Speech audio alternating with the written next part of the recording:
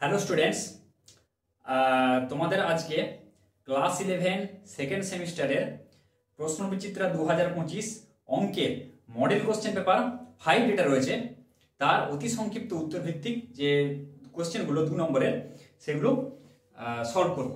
তো দেখো, এর আগে আমি 1 2 3 4 অলরেডি আমি দিয়ে দিয়েছি। তোমরা যারা দেখোনি, ডেসক্রিপশন বক্সে আমার প্লেলিস্টের লিংক দেওয়া রয়েছে, তো তোমরা যারা দেখতে ওখান থেকে দেখে নিতে পারো ওই ভিডিওগুলো, ঠিক আছে? তো দেখো, কোশ্চেন মডেল কোশ্চেন 5 এর প্রথম অঙ্কটা কি বলেছে, একের দাগের 1 x + 3 whole to the power n এর বিস্তৃতির দ্বিতীয় ও তৃতীয় পদ দুটির মান যথাক্রমে 240 ও 720। যদি n সমান 5 হয় তবে x এর মান নির্ণয় করো। তাহলে এখানে কি বলা আছে, একের দাগের একের অঙ্কটি x + 3 হোল n, এখানে কি বলে দিয়েছে n সমান 5, এটা বলে দেওয়া আছে এই বিস্তৃতিতে দ্বিতীয় ও তৃতীয় পদ যদি 240 এবং 720 হয় তবে x এর মান নির্ণয় করো। 240 এবং 720, দ্বিতীয় পদ হচ্ছে, দ্বিতীয় পদ সমান 240 আর তৃতীয় পদ হচ্ছে 720। এটা যদি হয় তাহলে x এর মানটা নির্ণয় করতে বলছে, x সমান কত। তাহলে এখানে এই x এর মানটা n সমান 5 বলে দেওয়া আছে, তাহলে আমি একদম n এর জায়গায় আমি এখানে 5 বসিয়ে দিলাম, ঠিক আছে? তাহলে দ্বিতীয় পদ বলে দিয়েছি 240, মানে আমি যদি এখানে t2 বের করতে হবে, দ্বিতীয় পদ t2, তাই তো? তাহলে tr+1 এর যে ফর্মুলা সেটা লাগাবো। t এখানে দেখো, tr+1 আমরা কি জানি, ncr a to the power n - r into x to the power r, বারে বারে বলেছি। এটা কার বিস্তৃতিতে, a + x এর হোল n এর বিস্তৃতিতে।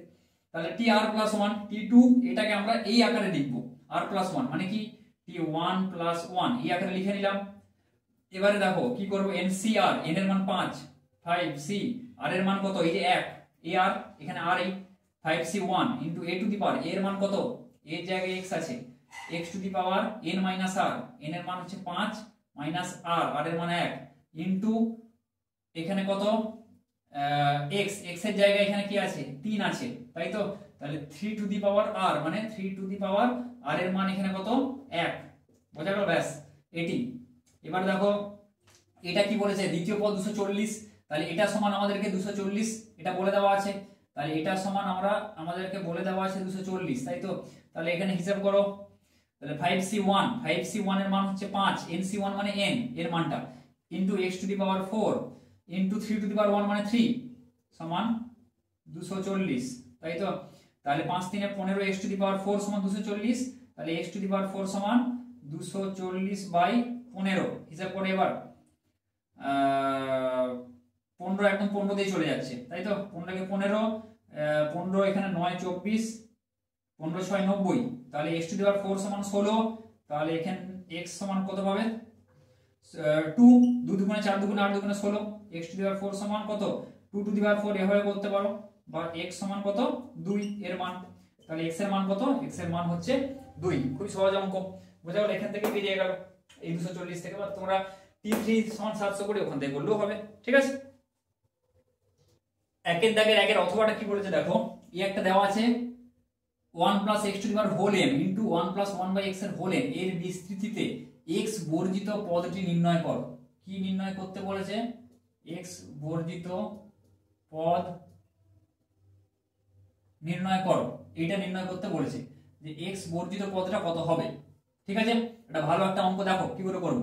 তাহলে এটা যেটা আছে এটাকে আমরা 1 + x to the power whole m into এটা যেটা আছে এটাকে আমরা কি করব, লসাগু এখানে যোগ করে দাও। উপরে কত হচ্ছে, x + 1, তাই তো? x + 1 আসবে, সেটাকে আমরা লিখছি 1 + x, এটা লিখে দিচ্ছি, তাই তো? তাহলে এর হোল n, বোঝা গেল? এটাকে যোগ করলাম, তাহলে 1 + x এটা to the power whole m, আরো ভাঙি, ইনটু 1 + x এটা whole to the power whole n by x to the power n, তাই তো? এটাকে আমরা এইভাবে লিখতে পারি, সমান মানে a/b এর হোল n সমান a to the power n by b to the power n, ওই সূত্র। এবার দেখো 1 + x বেসগুলো সমান আছে, 1 + x এখানে 1 + x, তাহলে এই দুটো যদি আমরা গুণ করতে চাই কি হয়, পাওয়ারে পাওয়ারে যোগ করে দেব, তাহলে 1 + x whole to the power m + n by x to the power n হয়ে গেল নিচে যেটা আছে। এবারে এটাকে উপরে বিস্তৃতি আমরা করব, বোঝা গেল? দেখি x বর্জিত পদ কত আছে, তাহলে 1 plus x to the power whole n এর বিস্তৃতিতে কি হয় 1 plus nc1 into x n এর মান কত মানে 1 plus x to the power whole n এর বিস্তৃতি তোমরা যদি করো কি হবে 1 plus nc1 x plus nc2 x square ওই সূত্র দিয়ে প্লাস ডট ডট ডট করে যাবে x to the power n হবে তাহলে 1 প্লাস এখানে n এর জায়গায় কি আছে m প্লাস n তাহলে 1 plus m plus n c1 into x x এর মান এখানে x এর জায়গায় x ই আছে তাই তো প্লাস m প্লাস n এখানে কত হবে c2 x স্কয়ার বোঝা গেল এরকম করে ডট ডট ডট ডট দিয়ে যাব দেখো এরকম করে যেতে যেতে যেতে কি হয় পরেরটা m plus n c3 x এর cube m plus n c4 x to the power 4 এরকম করে করে যাব এবার দেখো উপরে আছে m প্লাস n নিচে আছে n বোঝা গেল উপরে m প্লাস n নিচে আছে n ধরে নাও মানে একটা টার্ম আসবে যখন এখানে উপরে কি হবে m plus n cn x to the power n এরকম একটা আসবে উদাহরণ দিয়ে যদি কেউ বুঝতে অসুবিধা হয় বলে দিচ্ছি দেখো উপরে ধরো আছে 1 plus x to the power whole 2 plus 3 নিচে আছে x স্কয়ার ধরো সেম m এর জায়গায় 2 বসালাম n এর জায়গায় 3 এখানে n এর জায়গায় 2 বসালাম দেখে নাও এবার তাহলে 1 প্লাস কি হচ্ছে এ ভাঙো n এর জায়গায় কত 2 প্লাস 3 2 প্লাস 3 2 প্লাস 3 কে 5 না করে এরকম করে ভেঙে যাও 2 প্লাস 3 কত c1 x plus 2 plus 3 c2 x square plus 2 plus 3 c3 x এর কিউব তাই তো plus 2 plus 3 c4 x to the power 4 এরকম করে ডট করে পরের টার্মটা কি হবে x টু দি পাওয়ার 5 হয়ে যাবে পরেরটা যেটা আছে ডিভাইডেড বাই দেখো কি আছে x স্কয়ার আছে নিচে x স্কয়ার দেখো তার মানে এটাকে যদি আমরা ভাগ করি x স্কয়ার এরকম আসবে এরকম করতে করতে দেখো যেটা বললাম এখানে যেটা মেইন জিনিসটা জেনে নাও এরকম করতে করতে তাহলে একটা টার্ম এসেছে দেখো m plus n c n এটা আছে দেখো 2 প্লাস 3 এটা ধরো না x এর কিউব আছে ঠিক আছে এখানে n আছে n n মানে এখানে 3 এখানে 3 আছে ধরো না ঠিক আছে 3 আছে ধরো তাহলে দেখো m plus n c n এসছে x এর কিউব মানে 2 প্লাস 3 c3 ইনটু x এর কিউব সেরকম ভাবেই এখানে এরকম যেতে যেতে যেতে যেতে একটা টার্ম আসবে m plus n c n মানে c3 যেটা আছে cn হবে এখানে এরকম একটা টার্ম আসবে প্লাস আবার ডট ডট ডট করে যাবে শেষে x to the power m plus n এটা হবে ডিভাইডেড বাই কত হবে নিচে x to the power n যেটা আছে রেখে দিলাম বোঝা গেল এবার যদি আমরা প্রত্যেকটা একটা পদ দিয়ে ভাগ করতে পারি 1 বাই এটা প্লাস এটা বাই এটা প্লাস এটা বাই এটা মানে কি হয় সেই ভাগ করে দিতে পারি প্রত্যেকটা দিয়ে আমরা ভাগ করে দিলাম 1 by x to the power n plus m plus n c1 x c1 টা নিচে হবে c1 x তাই তো by x to the power n plus m plus n c2 x square by x to the power n plus এখানে dot dot করে মাঝে আর থাকবে m এই টার্মটা ইম্পর্টেন্ট দেখো m plus n cn into by x to the power n x square এখানে কি আছে দেখো x এর কিউব এই x এর কিউবটা দেওয়া হয়নি 2 প্লাস 3 c3 x কিউব তাহলে m plus n cn x to the power কত হবে সব 3 3 3 n n এখানেও n বোঝা গেল এখানে প্লাস ডট ডট ডট করে x to the power n plus n তাহলে m plus cn into x to the power n যেটা আছে রাখছি x to the power n plus dot dot dot করে শেষে x to the power m plus n by x to the power n বোঝা গেল জিনিসটা যেটা বললাম এখানে যেমন 2 প্লাস 3 এরকম করতে করতে কি হচ্ছে c2 x square 2 plus 3 c3 x এর কিউব একটা এরকম টার্ম এসছে সেরকমই m plus n cn x এর x to the power n এরকম একটা টার্ম কিন্তু আসবে সেটা এখানে লিখলাম তাহলে x বর্জিত পদ বের করতে বলেছে কেন এটা কেন এরকম লিখলাম যাতে দেখো নিচে x to the power n আছে সেই জন্য এখানে n দিয়ে সেই টার্মটা লিখলাম কেন না n টা কি m প্লাস n এর থেকে ছোট আচ্ছা এবার x to the power n x to the power n এখানে কেটে গেল তাহলে কি x আর কোনো পদ থাকলো না বোঝা গেল বাকিগুলো x আছে সব কিন্তু এই পদটায় পার্টিকুলার এখানে কোনো x থাকলো না যেমন পার্টিকুলারলি x কিউব আর x কিউব কেটে যাবে এখানে কোনো x জনিত মানে x দিয়ে কোনো পদ কিন্তু থাকবে না খালি হয়ে যাবে 2 প্লাস 3 c3 মানে 5 c3 হয়ে যাবে সিমিলারলি এখানে x to the power n x to the power n কেটে গেল তাহলে কত থাকবে m প্লাস n cn এটা পড়ে থাকবে তাহলে আমি এখানে সেটাই লিখছি সমান m প্লাস ncn এটা পড়ে থাকবে, এটাই হচ্ছে x বর্জিত পদ। বা এখানে এবার লিখে দাও, এটা মানে কি m প্লাস n ফ্যাক্টোরিয়াল, এটাকে ভেঙে দিতে পারো বাই কত m plus n minus n, m plus n minus n factorial into n factorial. এবার n n কেটে দাও, তাহলে এটা সমান আরো লিখতে পারি m plus n factorial by m factorial into n factorial, m factorial into n factorial. তাহলে এটাই হবে x বর্জিত পদের মান। ব্যাপারটা বোঝা গেল যেটা বললাম? ঠিক আছে, এটা আলাদা হবে, এটা বুঝিয়ে দিলাম, দেখে নাও। ঠিক আছে, এটা হচ্ছে উত্তর। এবার দেখো একের দাগের 2 এর অঙ্কটা কি বলেছে, যদি a1 a2 a3 dot dot dot করে a24 সমান্তর প্রগতিতে থাকে তবে a1 প্লাস a5 a10 15 20 24 সমান 225 হয়, তো প্রগতির 24টি পদের সমষ্টি নির্ণয় করো। কি বলেছে এটা একের দাগের 2, এটা ভালো অঙ্ক একটা। যদি সমান্তর প্রগতি থাকে তাহলে a1 plus a5 plus a10 plus a15 plus a20 plus a24 সমান 225, এটা বলে দেওয়া আছে 225, এটা বলে দেওয়া আছে, তাই তো হয়। তবে প্রগতির প্রথম 24টি পদ ধরে নিচ্ছি, তাহলে s24 এটা বের করতে বলছে, প্রথম 24টি পদের যোগফল নির্ণয় করতে বলছে। আর বলে দেওয়া আছে a1 থেকে a24 অবধি a1 a2 dot dot dot করে, মানে a1 a2 a3 dot dot dot করে a24, এটা কি আছে সমান্তর প্রগতিতে আছে, এটা বলে দেওয়া আছে। তাহলে আর এটা বলে দেওয়া আছে শর্তটা, এটা বলে দেওয়া সমীকরণটা, তাহলে s24 মানে প্রথম 24টা পদের যোগফল আমাদেরকে বের করতে হবে। তাহলে কি করব, প্রথম এটা a1 প্রথম পদ, তাই তো, তাহলে ধরি সাধারণ অন্তর সমান d, এটা ধরে নিলাম। তাহলে এখানে a1 যেমন আছে লিখে দাও প্লাস a5 মানে কি পঞ্চম পদ, তাই তো, তাহলে এখানে পঞ্চম পদ মানে কি a5, আমরা কি লিখতে পারি পঞ্চম পদ a5 যেটা, তাহলে a1, তাই তো, a5 মানে পঞ্চম পদ, a10 মানে দশম পদ, তাই তো, 10তম পদ। তাহলে a5 সমান কি প্রথম পদ a1 প্লাস n - 1 * d মানে 5 - 1, n এর মান 5 - 1 ইনটু এখানে d, বোঝা গেল? মানে আমরা এটাকে তাহলে কত হলো a1 4d, a5 এর জায়গায় আমরা লিখতে পারি a1 4d, তাহলে a5 এর আমরা জায়গায় আমরা লিখছি a1 4d।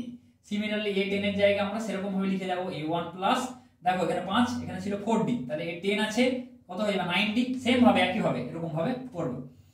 প্লাস a15 মানে a1 14d প্লাস a20 মানে a1 19d plus a1 23d 24 আছে সমান এটা কত 225, বোঝা গেল? এটা 225। তাহলে এবারে দেখো কটা a1 আছে গুণ করো, এই যোগ করো 1 2 3 4 5 6, তাহলে 6a1, তাই তো, 6টা যোগ করে দিলাম। এখানে দেখো এবার যোগ করো 4 4d, তাই তো, 9 10 11 12 13d, 13 দুগুণে 26 আর 27 37 47 46 46 আর 23 56 66 67 68 69 প্লাস 69d, সবগুলো এগুলো যোগ করে দিলাম, তাই তো, সমান 225। তাহলে 6a1 প্লাস 69 এই d সমান 225। আচ্ছা, প্রথমে এবার 24টা পদের যোগফল বলেছে, এবারে কি করব, 3 দিয়ে ভাগ যাচ্ছে, 3a1 করে দাও, আরো সিম্পলি 3 দুগুণে 6 3 3 9 3d, মানে 3 দিয়ে ভাগ করে দিলাম উভয় পক্ষে, তাই তো, তাহলে 3 7 21 3 5 15 75 হয়ে গেল, 3a1 প্লাস 23d সমান 75। এবারে s24 এর আমরা জানি ফর্মুলা, সামেশন কি হয় n/2 মানে 24 n এর মান 24 n/2 ইনটু 2a মানে 2a1, তাই তো, প্রথম পদ 2a plus n - 1 into d মানে 24 - 1 ইনটু d, এটা হলো ফর্মুলা। এবারে এখানে কাটো 2 বার 24 কেটে দাও, এখানে কত হচ্ছে, আচ্ছা এটাকে 24টাই রাখো, বাইরে রাখো। এবার 2 দিয়ে ভেতরে যদি গুণ করে দাও, তাই তো, তাহলে কত হবে 2 2 কেটে যাবে, তাহলে হবে a1 প্লাস এটা কত হবে 23d, তাই তো, a1 প্লাস এটা 23d, আচ্ছা 2a1 প্লাস 23d, এখানে 2a1 2a plus n minus 1 into d। এইখানটা দেখো 3a এখানে আছে 3a1 প্লাস 23d সমান 75 আছে, তাই তো, n/2 * 2a + 23d, এখানটায় দেখো এখানে 12 করে দাও, এই জায়গাটা হচ্ছে 12 করে দাও, তাই তো। তাহলে 2a1 প্লাস যেটা আছে 23d এখানে হয়ে গেল, তাহলে 12, তাই তো, এটা 12 এটা কেটে এলো। এবার দেখো এখানে কি করব, 2a1 কে আমরা লিখছি a1 প্লাস a1, তাই তো, a1 plus a1 plus 23d এটা লিখতে পারি। 12 ইনটু এখানে দেখো 23d সমান এখানে কত বলা আছে, এই 3a1 প্লাস 3 দুগুণে এখানে 2a1 হবে, তো এইখানে ভুল হয়ে যাচ্ছে, 3 দিয়ে কেটেছি, এটা 2a1 হবে, তাই বলি হচ্ছে না কেন, 2a1 হবে 2a1 প্লাস 23d, তাই তো, এখানে 2a1 প্লাস 23d হবে এই জায়গাটা, 3 দিয়ে কেটেছি, এখানে 3 দিয়ে ভাগ করে, 3 দিয়ে ভাগ 2 দিয়ে ভাগ করে ফেলেছি, 2 3 6 হয়ে গেছে, তাহলে এখানে 12, তাই তো, 12 ইনটু 2a1 প্লাস 23d আছে, তাহলে 12 ইনটু এর মান কত 75, তাই তো, তাহলে 12 ইনটু 75 এর মানটা আমি বসিয়ে দিলাম এখানে, তাই 2a1 প্লাস 23d, ঠিক আছে। তাহলে 75 ইনটু 12 12 পাচ্ছে 60, 12 সাথে 84, 6 90, তাই তো, তাহলে 900, তাহলে প্রথম 24টি পদের যোগফল কত 900, বোঝা গেল, ভালো একটা অঙ্ক, তাহলে এটাই হবে উত্তর 900। দেখো 2 এর দাগের একটা কি বলেছে, স্থানাঙ্ক জ্যামিতির অঙ্ক, একটি ত্রিভুজের শীর্ষ এক এক বিন্দুতে এবং ওই শীর্ষ বিন্দুগামী বাহু দুটির মধ্যবিন্দু দুটির স্থানাঙ্ক যথাক্রমে -1 2 ও 3 2 হলে ত্রিভুজটির ভর কেন্দ্রের স্থানাঙ্ক নির্ণয় করো। কি বলা আছে, একটি ত্রিভুজের শীর্ষ বলে দেওয়া আছে এক এক বিন্দুতে, তাই তো, ধরে নাও এটা একটা ত্রিভুজ, আচ্ছা 1 আর 1 এই বিন্দুতে বলে দেওয়া আছে, 1 1 ধরো এখানে, তাহলে 1 1 বিন্দুতে এটা বলে দেওয়া আছে ত্রিভুজের শীর্ষ, এবং ওই শীর্ষ বিন্দুগামী বাহু দুটির মধ্যবিন্দু দুটির স্থানাঙ্ক বলে দেওয়া আছে -1, 2, ঠিক আছে, তাহলে -1 এদিকে -1, এখানে 2, ধরে নাও এই একটা, আর আরেকটা বলে দেওয়া আছে 3, 2, এখানে আছে 3, 2, এরকম জায়গাটা বলে দেওয়া আছে, বোঝা গেল। তাহলে ত্রিভুজটির ভর কেন্দ্রের স্থানাঙ্ক নির্ণয় করো। তাহলে বেসিক্যালি কি বলা আছে, একটা ত্রিভুজের শীর্ষ বলে দেওয়া আছে 1, 1 এবং ওই শীর্ষ বিন্দুগামী দুটো বাহুর মধ্যবিন্দু স্থানাঙ্ক দেওয়া আছে কত কত, এটা -1 2, এটা 3, 2, -1, 2, এটা বলা আছে 3, 2, ঠিক আছে। তাহলে ত্রিভুজটির ভর কেন্দ্রের স্থানাঙ্ক নির্ণয় করো। তাহলে ধরে নাও এই একটা ত্রিভুজ, তাই তো, এটা মধ্যবিন্দু ধরো, আর এই একটা ত্রিভুজ এটা ধরে নাও, তাই তো, এটা মধ্যবিন্দু, এটা বলে দেওয়া আছে, দুটোই কিন্তু মধ্যবিন্দু। তাহলে এবারে ত্রিভুজটা তাহলে কিরকম হবে, এরকম হবে ধরো, তাই তো, এটা যদি অক্ষটা হয়, বোঝা গেল। তাহলে এই মধ্যবিন্দু, এগুলো কিন্তু মধ্যবিন্দু, আর এটা শীর্ষ বলে দেওয়া আছে। তাহলে ত্রিভুজের ভর কেন্দ্রের স্থানাঙ্ক নির্ণয় করতে বলছে। তাহলে ভর কেন্দ্রের সূত্র আমরা কি জানি, x, মানে ত্রিভুজের তিনটে বিন্দু স্থানাঙ্ক জানতে হবে, তবে আমরা ভর কেন্দ্রের সূত্র, তবে আমরা ভর কেন্দ্রের যে স্থানাঙ্ক সেটা বের করতে পারবো, বোঝা গেল। তাহলে কি হয়, x1 + x2 + x3/3 আর y1 + y2 + y3/3, আর এখানে x1 x2 x3 টা কি, এই তিনটি বিন্দুর যে x স্থানাঙ্ক।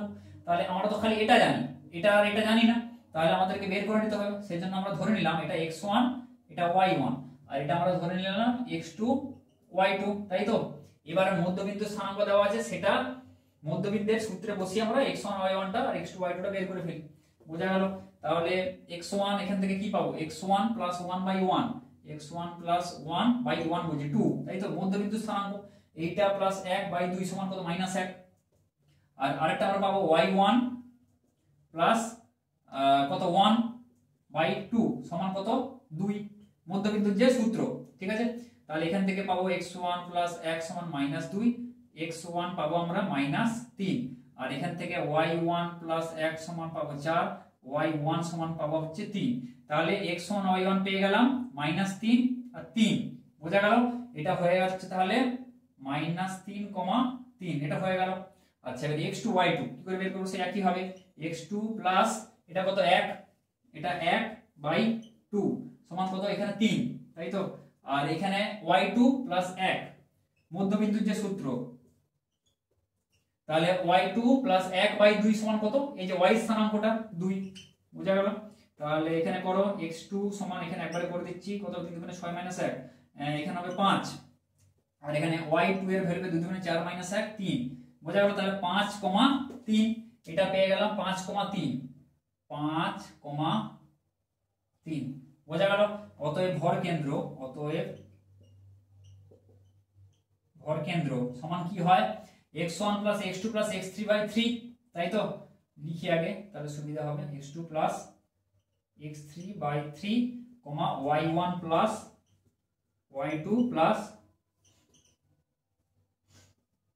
এটা y3/3, তাহলে x1 -3, x2 5, তাই তো? যেখানে যেটা মান আছে x3 মানে 1 ধরে নাও, তাই তো? 1 / 3, এখানে y1 মানে হচ্ছে 3 প্লাস y2 এর মান হচ্ছে 3 প্লাস y3 এর মান হচ্ছে 1 /3, তাহলে এটাই হচ্ছে নির্ণয় ভর কেন্দ্রের স্থানাঙ্ক। এবার করো 5 6 - 3 মানে 3 3/3, আর এখানে 3 3 6 7 7 এর 3 সমান এটা কত হবে 1 1, 7 এর 3, বোঝা গেল? তাহলে এটাই হবে নির্ণয় ভর কেন্দ্রের স্থানাঙ্ক 1, 7 এর 3, বোঝা গেল? এটাই উত্তর। তারপরে দুয়েরটা দেখো, একটি সমবাহু ত্রিভুজের অন্তর্বৃত্তের সমীকরণ x² + y² + 2x - 4y - 8 = 0। একটা সমবাহু ত্রিভুজ দেওয়া আছে, তার অন্তর্বৃত্তের সমীকরণ দিয়ে দেওয়া আছে, কি সেটা? x² + y² + 2x - 4y - 8 = 0, এটা দিয়ে দেওয়া আছে। বলে ত্রিভুজটির ক্ষেত্রফল নির্ণয় করো। এটা সমান 0 দিয়ে দেওয়া আছে। ত্রিভুজের ক্ষেত্রফল একদম সেম অঙ্ক, খুব সম্ভবত 1 নম্বর তোমাদের যে model question paper 1, model question paper তোমাদের খুব সম্ভবত মডেল কোশ্চেন পেপার 1 এর 5 এর দাগে মানে 4 নম্বরের যে অঙ্কগুলো, ঠিক আছে, 4 নম্বরের যে অঙ্কগুলো থাকে সেখানে 5 এর 3 এর অথবাতে কিন্তু দেওয়া আছে একদম সেম টাইপের অঙ্ক, ঠিক আছে? একদম সেম টাইপের অঙ্ক, কিন্তু সেখানে x² + y² + 2gx + 2fy + c এই আকারে দেওয়া আছে। এটা বলা আছে যে সমবাহু ত্রিভুজের অন্তর্বৃত্ত তার ক্ষেত্রফল নির্ণয় করে। একদম সেম অঙ্ক, কিন্তু সেখানে 4 নম্বরের হিসেবে দেওয়া রয়েছে, এখানে কিন্তু এটা আছে 2 নম্বরের হিসেবে। সেই অঙ্কটা আমি করে দিয়েছি আমার প্লেলিস্টে, যে দেখতে পারো আমি ওই 4 নম্বরের যে অঙ্কগুলো সব আমি করে দিয়েছি সেখানে, মানে মডেল কোশ্চেন পেপার 1 এ একদম কিন্তু সেম অঙ্ক, কিন্তু এটা 2 নম্বরে আছে, ঠিক আছে? তাহলে দেখো কিভাবে করতে হবে। তাহলে কোথাও 2 নম্বরে পড়ছে, কোথাও আবার 4 নম্বরে পড়ছে, কাজে কিন্তু অঙ্কগুলো খুব ভালোভাবে দেখতে হবে। এমন নয় যে ছোট মানে এটা কিন্তু 4 নম্বর দিয়েছি সেটা সেখানে। তাহলে সমবাহু ত্রিভুজ, তাহলে একটা অন্তর্বৃত্ত এঁকে ফেলো, তাই তো? সমবাহু ত্রিভুজের অন্তর্বৃত্ত মানে ভেতরে যেটা থাকবে, তাহলে এইটা যে সমবাহু ত্রিভুজের অন্তর্বৃত্ত, সেই সমবাহু ত্রিভুজের ক্ষেত্রফল বের করতে বলছে, ঠিক আছে? তাহলে দেখো আমরা কি জানি, এখানে এই জিনিসটা লাগাবো, এটা হচ্ছে বৃত্তের কেন্দ্র যদি হয়, সমবাহু ত্রিভুজ বলেছে, তাহলে সমবাহু ত্রিভুজের উচ্চতা কি হয়? বৃত্তের যে কেন্দ্রটা, সমবাহু ত্রিভুজের অন্তর্বৃত্তের যে কেন্দ্র, সেটা সমবাহু ত্রিভুজের উচ্চতাকে 2:1 অনুপাতে বিভক্ত করে। মানে যদি উচ্চতাটা হয় এই ভাগটা, মানে এখান থেকে এতটা যদি 2 হয়, এটা হবে 1, 2:1 অনুপাতে অন্তর্বিভক্ত করবে। কারণ সমবাহু ত্রিভুজের এটাই কি মধ্যমা, তিনটে বাহুই তো সমান, তাই তো? মানে এখান থেকে যদি টানো এই বিন্দু দিয়ে যাবে, এখান থেকে টানলো এই বিন্দু দিয়ে যাবে, তাহলে এটা মধ্যমা হচ্ছে। আর আমরা জানি মধ্যমা তার যে একে সমবাহু ত্রিভুজের যে মধ্যমাগুলোর যে ছেদ বিন্দু, সেটা কি হয়, তার মধ্যমাটাকে 2:1 অনুপাতে বিভক্ত করে। তাহলে এটা 2, এটা 1, তাহলে এখান থেকে আমরা উচ্চতাটা পেয়ে যাব। তাহলে আগে ব্যাসার্ধটা বের করে ফেলি, তাই তো? এই যে ব্যাসার্ধটা, তাহলে ব্যাসার্ধটা কত? এটাই সমবাহু ত্রিভুজের অন্তর্বৃত্তের যে ব্যাসার্ধ কি, এটা এখান থেকে এতটা। তাহলে ব্যাসার্ধ কি হয়, √g² + f² - c হয়। তাহলে তার আগে এখান থেকে জিটা বের করে ফেলো। এখানে জি সমান কত হচ্ছে দেখো, আগে বৃত্তটাকে সবসময় সাজিয়ে নেবো, x² + y² + 2gx মানে 2 × 1 × x plus 2fy 2 × f, f মানে -2 × y, বোঝা গেল? প্লাস c সমান 0। এই আকারে আগে সাজাবো, ফার্স্ট কাজ। x² + y² + 2gx + 2fy + c সমান 0, মানে মাঝে কিন্তু প্লাস রাখবো, দিয়ে তারপর ব্র্যাকেটে যদি মাইনাস থাকে মাইনাস দেবো, না হলে প্লাস দেবো। এইভাবে কিন্তু সাজাবো, যেমনটি আমি সাজালাম, তাহলে ভুল হওয়ার চান্স থাকবে না। তাহলে g সমান কত হবে, এখানে কেন্দ্র কি হয়, g সমান এটা 1, আর এখানে f সমান কত হয়, -2, তাই তো? f সমান 2gx + 2fy। আচ্ছা, এবার কেন্দ্রটা কি হয়, -g, এটাকে -g - f কেন্দ্র হয়, তাহলে -g সমান -1, আর -f সমান কত হয়, 2, বোঝা গেল? এবার এটা কেন্দ্র তাহলে বেরিয়ে গেল -1 2, ভালো কথা। কিন্তু ব্যাসার্ধ আমাদের চাই, তাহলে ব্যাসার্ধ ব্যাসার্ধ সমান কত হয় √g² + f² - c সমান আমরা এখানে g² মানে কত 1² + f² মানে হচ্ছে -2 তার হোল স্কয়ার - c এখানে c এর মান কত c সমান -8 বোঝা গেল। তাহলে -c যখন বলেছে -8 এই ভুল যেন না হয়, c এর মান কিন্তু এখানে -8 মানে সমীকরণটা আছে ওই আকারে 2gx + 2fy + c c এর মান -8 তাহলে এই মানটা এটা হচ্ছে c তাহলে c সমান -8 তাহলে c এর জায়গায় -8 বসালাম তার আগে মাইনাস আছে তাহলে এটা রুট করলাম এটা রুট তাহলে কত হবে এটা 1 -2 এর হোল স্কয়ার মানে 4 তাহলে 1 + 4 মাইনাস মাইনাসে +8 তাহলে হয়ে গেল এটা 8 4 12 আর এটা 13 তাহলে √13 তাহলে ব্যাসার্ধ আমরা পেয়ে গেলাম √13।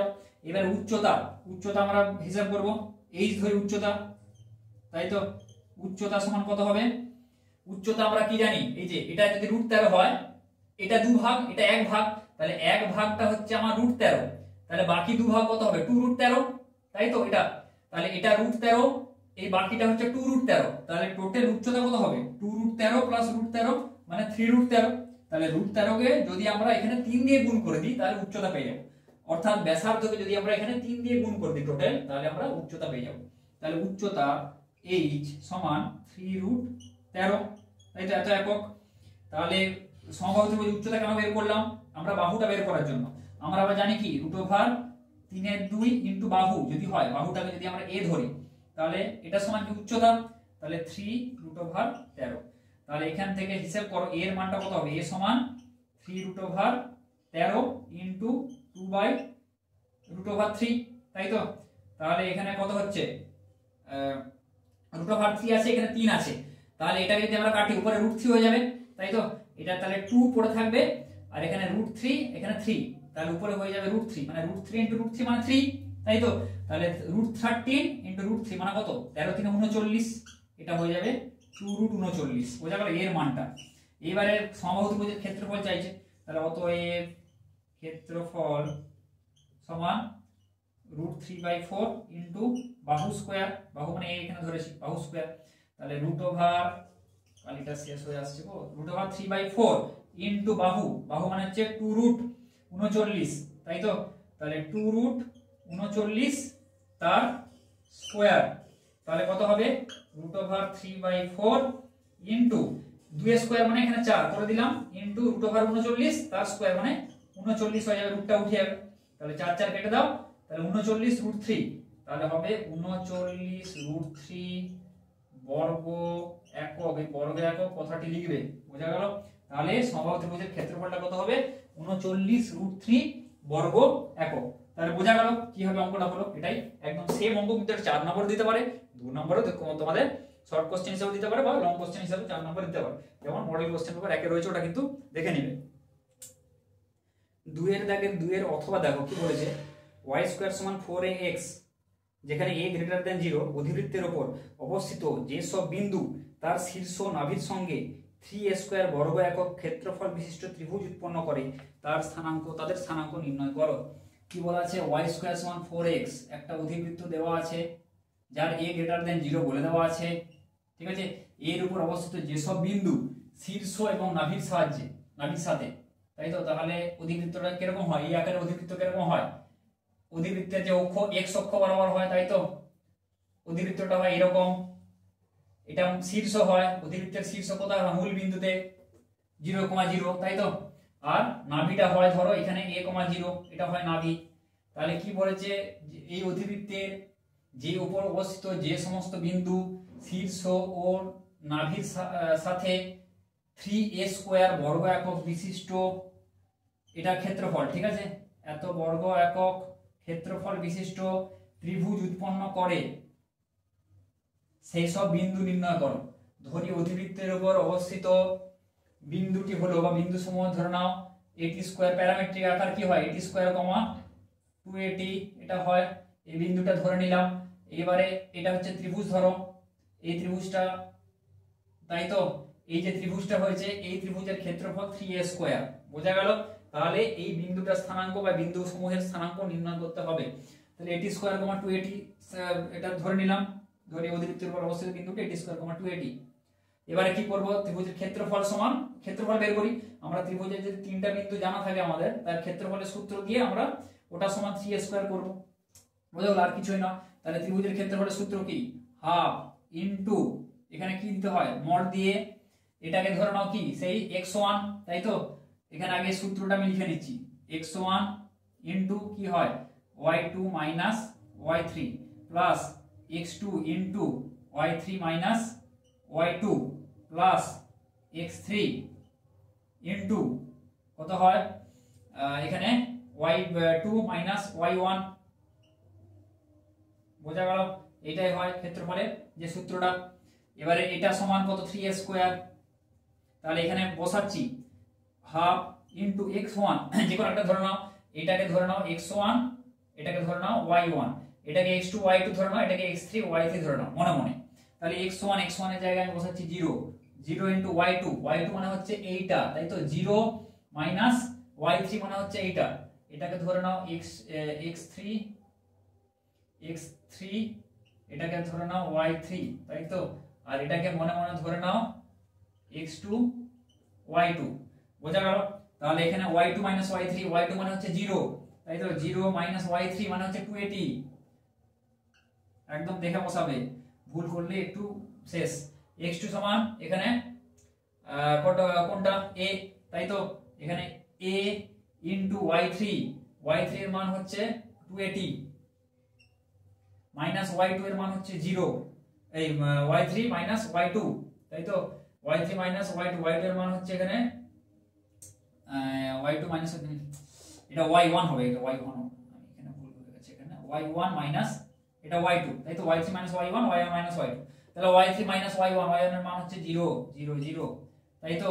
প্লাস x3, x3 হচ্ছে এখানে 80 স্কয়ার, তাই তো? এটা 80 স্কয়ার, বোঝা গেল? এটা স্কয়ারটা কিন্তু আলাদা, এই 3 এর সাথে নয়, এখানে 80 স্কয়ার আছে এটা, ঠিক আছে? 80 স্কয়ার x3 এর মানটা ইনটু y1, y1 এর মান হচ্ছে 0 মাইনাস y2 এর মান হচ্ছে 0, হয়ে গেল? এবার এটাকে, এটা সমান কত বলা আছে, 3a স্কয়ার।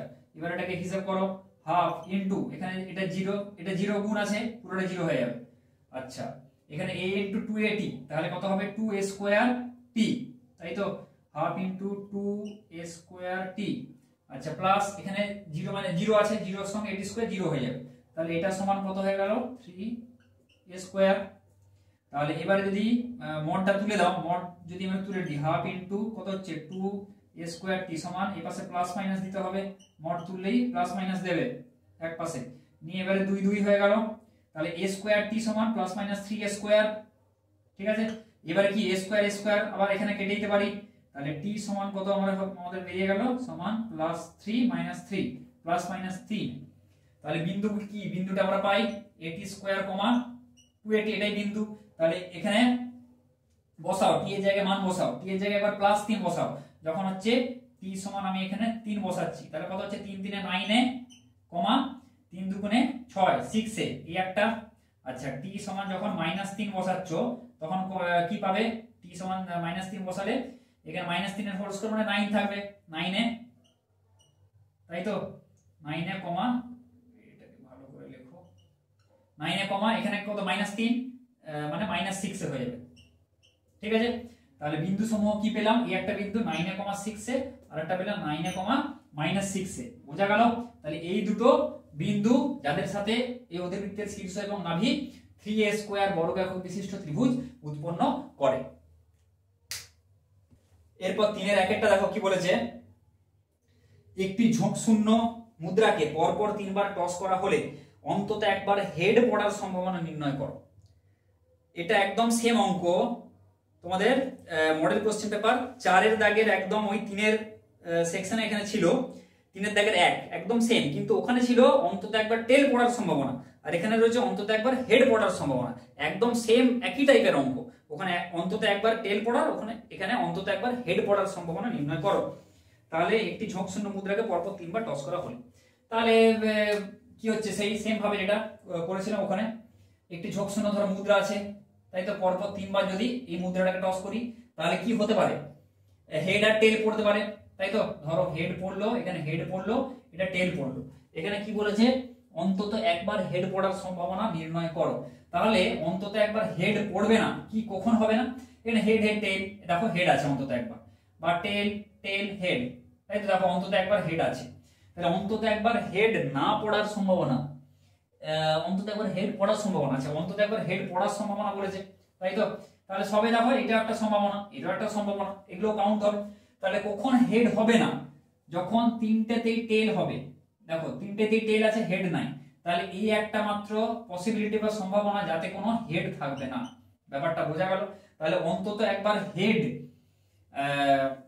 না হওয়ার সম্ভাবনা যদি আমরা পি এ কমপ্লিমেন্ট দিয়ে দিই, একই অঙ্ক, সেখানে হেড হেড হেড হবে, এখানে টেল টেল টেল, একই টাইপের অঙ্ক করে দেওয়া আছে, দেখে নিতে পারো। তাহলে পি এ কমপ্লিমেন্ট সমান কি, এখানে টোটাল দেখো কত হবে, এনএস টোটাল বিন্দু, একটা মুদ্রা হেড আর টেল, তাই তো দুটো পসিবিলিটি হেড আর টেল, তাহলে দুটো এরকম তিনবার হচ্ছে, তাহলে 3 বার 2 হবে, 2 ইনটু 2 ইনটু 2, তাহলে এটা হচ্ছে 2 দুগুণে 4 দুগুণে 8 বার, বোঝা গেল।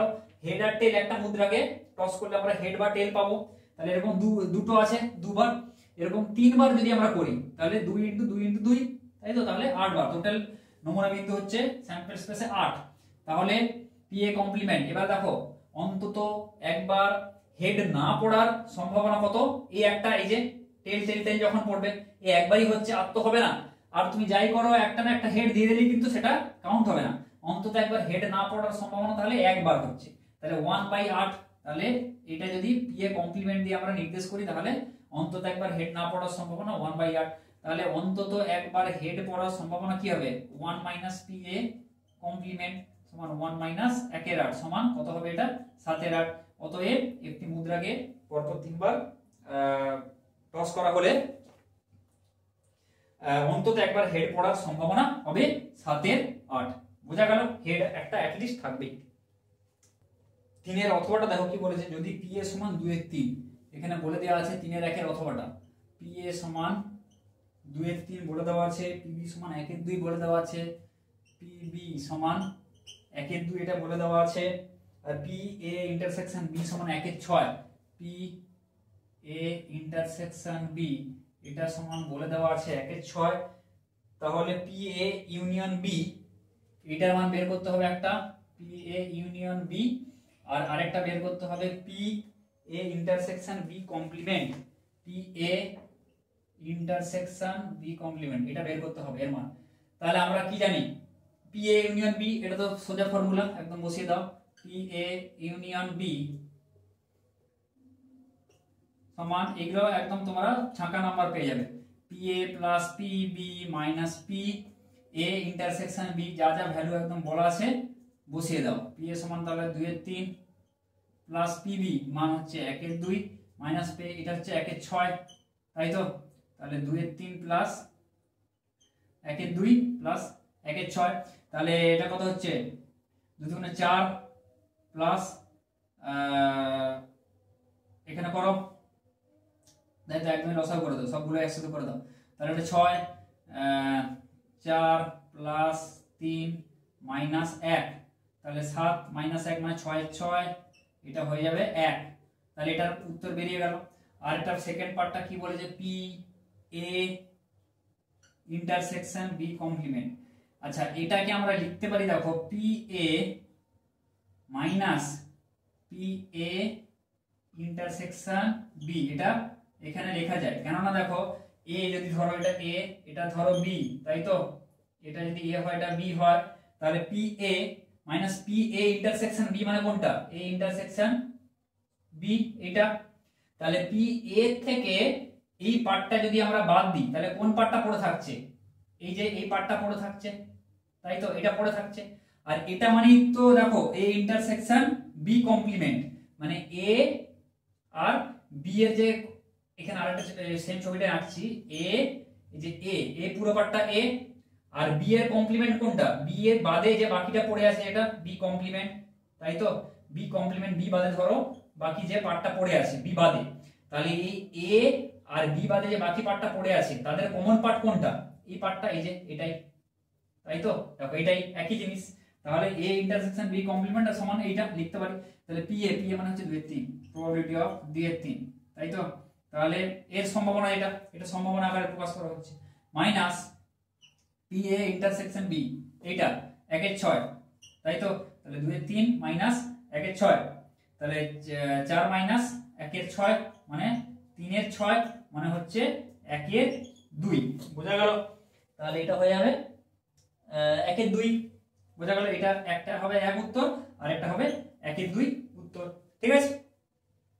এবার দেখো 3 এর দাগে 2 একটা কি বলেছে, একটি বাক্সে 7টি লাল ও 5টি সাদা বল আছে, বাক্স থেকে যথেচ্ছভাবে 4টি বল তোলা হয়, 2টি লাল বল ও 2টি সাদা বল হওয়ার সম্ভাবনা নির্ণয় করো। ঠিক আছে, বাক্স থেকে যথাযথভাবে 4টি বল তোলা, 7টি লাল বল এবং 5টি সাদা বল আছে। তাহলে একটি বাক্সে 7টি লাল, তাহলে রেড বল, লাল বল ধরো আছে 7টি, আর হোয়াইট বল মানে সাদা বল আছে কটা, 5টা বল, এটা বলা আছে। তাহলে একটি বাক্সে 7টা লাল বল 5টা সাদা বল আছে। তাহলে দেখো বাক্স থেকে যথেচ্ছভাবে 4টি বল তোলা হলে 2টি লাল বল এবং 2টি সাদা বল হওয়ার সম্ভাবনা। 2টি লাল বল, সম্ভাবনাটা কি বলেছে, লাল বল 2টো হওয়ার সম্ভাবনা আর সাদা বল 2টো হওয়ার সম্ভাবনা নির্ণয় করতে বলেছে। কটা বল তুলবো, 4টে বল তুলবো, বোঝা গেল? কটা বল, 4টে বল তুলবো, তার মধ্যে থেকে 2টো লাল বল এবং 2টো সাদা বল হওয়ার সম্ভাবনা আমাদেরকে নির্ণয় করতে হবে। এবার দেখো তাহলে টোটাল আমরা কটা বল তুলবো, 4টা বল তুলবো, কটা থেকে, এখানে টোটাল কটা বল আছে, 7 + 5 12 খানা বল আছে। তাহলে 12 খানার মধ্যে 4 খানা বল তুলবো, বোঝা গেল? তাহলে পি এ সমান, এই অঙ্কগুলো খুব ভালো করে দেখা যাবে, এইভাবেই করতে হবে। পি এ সমান দেখো টোটাল যেটা তুলবো নিচে, তাই তো 12টার মধ্যে থেকে 4টা বল তোলা যায় কত ভাবে, কত রকম উপায়, 12 C4 এত রকম উপায়, ব্যাস এটা একটা হয়ে গেল। তাহলে টোটাল 12টা বল আছে, তার মধ্যে থেকে 4টা তুললাম, ব্যাস নিচে হয়ে গেল। এবার দেখো কি চাইছে আমাদের, কি আমাদেরকে যেটা করতে হবে, কি করতে হবে, যেন 4টার মধ্যে 2টো লাল বল এবং 2টো সাদা বল থাকে। তাহলে 2টো যে লাল বল, এখানে কটা লাল বল আছে, 7টা, তাহলে 7টার মধ্যে থেকে 2টো লাল বল হওয়ার সম্ভাবনা কত ভাবে নির্বাচন করা যায়, 7C2, একটা হয়ে গেল। তাহলে 7টার মধ্যে থেকে 2টো লাল বল নির্বাচন করা যায় 7C2 রকম উপায়, এবং এদের প্রত্যেকটার জন্য কটা, 2টো সাদা বল নির্বাচন করতে হবে। সাদা বল কটা আছে, 5টা, তাহলে 5টা সাদা বলের মধ্যে থেকে 2টো সাদা বল নির্বাচন করা যায় কত রকম উপায়, 5C2 এরকম উপায়, বোঝা গেল?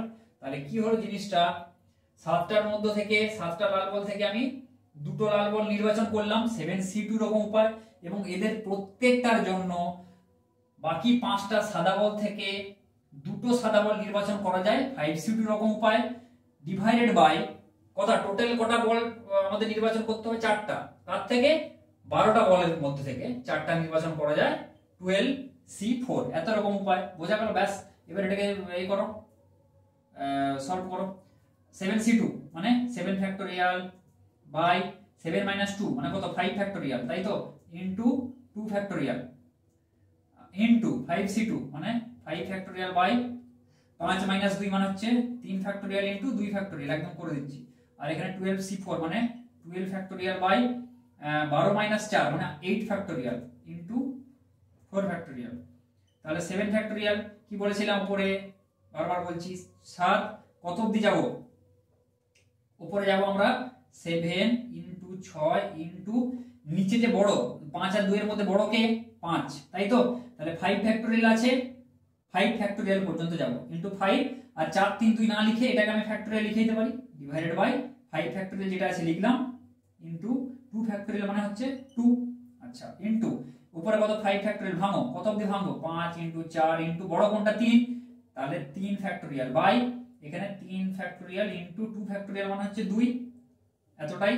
আর উপরে নিচে কত হচ্ছে 12 into 11 into 10 into 9 into 8 factorial by নিচে হচ্ছে 8 ফ্যাক্টোরিয়াল ইনটু 4 ফ্যাক্টোরিয়াল মানে হচ্ছে 4 ইনটু 3 ইনটু 2 ইনটু 1 আর 1 লিখলাম না, বোঝা গেল?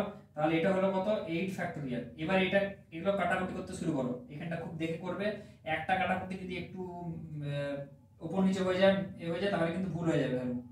5 ফ্যাক্টোরিয়াল 5 কেটে দিলাম, এখানে 3 ফ্যাক্টোরিয়াল 3 ফ্যাক্টোরিয়াল কেটে দিলাম, 2 3 এ 6 হয়ে গেল, এখানে 2 2 গুণে 4 হয়ে গেল। আচ্ছা এবার দেখো এখানে যেটা আছে 4 আছে, এবারে কাটাকুটি করো, এখানে 4 এখানে 2 আছে, 4 3 এ 12, এই 3 এই 3 কেটে দিলাম। আচ্ছা এখানে 2 আছে, 2 5 এ 10, তাই তো।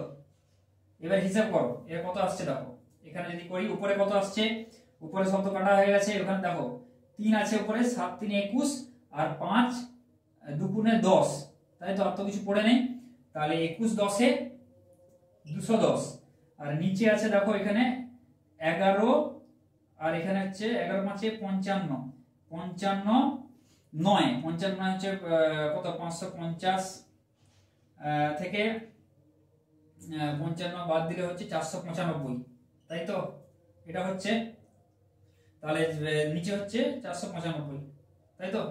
এবার এটাকে কাটাকুটি করো, আরো তো যাবে, এবারে করো 5 দিয়ে কাটো, 5 9 45, 5 9 45, তাই তো, 4 45, এখানে 5 4 এ 20, 21 1 10, 5 2 10 42, তাই তো। এবারে দেখো 5 6 3 দিয়ে কাটো, 3 3 এ 9, 3 3 এ 9, 3 একে 3 12, 3 4 এ 12, তাহলে দেখো আর যাবে না, 14/33, তাহলে 14/33 বোঝা গেল, 14/33, তাহলে 3 এর দাগে 2, তাহলে সম্ভাবনা কত হচ্ছে, ওই যে 4টি বলের মধ্যে থেকে অতএব লিখবে যে 2টি লাল বল ও 2টি সাদা বল হওয়ার সম্ভাবনা হলো 14/33, এটাই হবে উত্তর, ঠিক আছে। তাহলে যা সমস্ত অঙ্ক ছিল দেখো সবগুলো হয়ে গেল, 1 2 3 গ্রুপের। এরপর গ্রুপ বি এর কোশ্চেন গুলো ধীরে ধীরে আমি দিতে থাকবো। এরপর মডেল কোশ্চেন পেপার 5টা করিয়ে দিলাম, এর আগে যারা বাকি যে মডেল কোশ্চেন গুলো করিয়ে দিয়েছে যারা দেখোনি, তারা ডেসক্রিপশন বক্সে প্লেলিস্টে লিংক দেওয়া রয়েছে, সেখান থেকে যাও, প্লেলিস্ট অপশনে দেখো, সেখানে আমার ক্লাস 11 এর প্লেলিস্ট করা রয়েছে, প্রশ্ন বিচিত্রা যা যা আমি দিয়েছি মডেল কোশ্চেন, সেগুলো সেখান থেকে যে তোমরা দেখে নিতে পারো। আর এগুলোই কোশ্চেন গুলো ভালো করে দেখে যাও, এই কোশ্চেন গুলো কিন্তু রিপিট হচ্ছে বা সেম টাইপের কিন্তু কোশ্চেন তোমাদের কিন্তু সেমিস্টারে আসবে, কাজে ভালো করে প্র্যাকটিসটা কিন্তু খুব গুরুত্বপূর্ণ, খালি বুঝে নিলে হবে না, তোমাদেরকে খাতায় প্র্যাকটিস করতে হবে, যতক্ষণ না প্র্যাকটিস করছো খাতায় নামানো কিন্তু খুব ডিফিকাল্ট, অঙ্ক এমন একটা সাবজেক্ট, কাজে ভালো করে প্র্যাকটিস করো। আর ভিডিওটি ভালো লাগলে বন্ধুদের সাথে বেশি বেশি করে শেয়ার করো, আর যদি কিছু ডাউট থাকে কমেন্ট থাকে নিচে কমেন্ট সেকশনে জানাও, আর চ্যানেলটিকে সাবস্ক্রাইব করো।